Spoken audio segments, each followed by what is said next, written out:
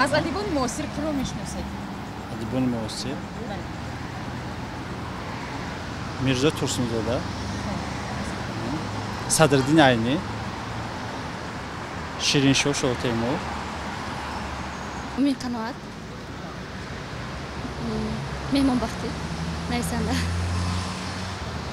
یگان شعرشون میدونید یگان اثرشون نه خاطرم برآمدگی شده بود.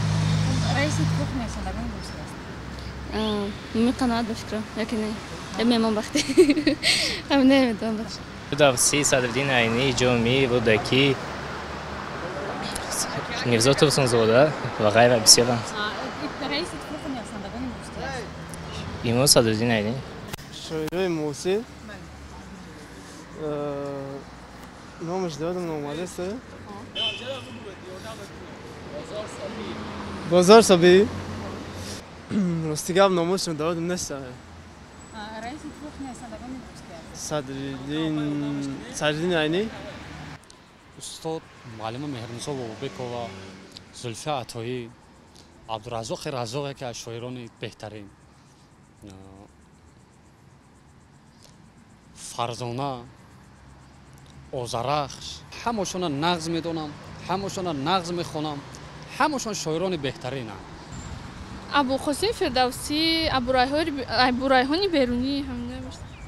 امروز رئیس اتفاق نویسندگان کی است؟ نمیدونم. امین قناعت.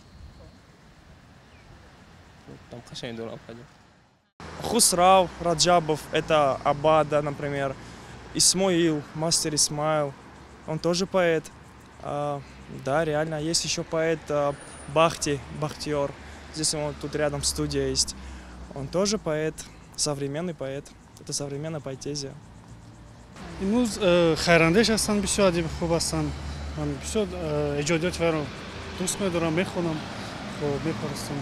گلنظر کلی مثلا سوتیمون لوزوده هستم، سوتیمون لوزوده گلنظر کلی بو خود سیگا پای گذشتگی رو میدونم ای خود قدر بدون نیسته.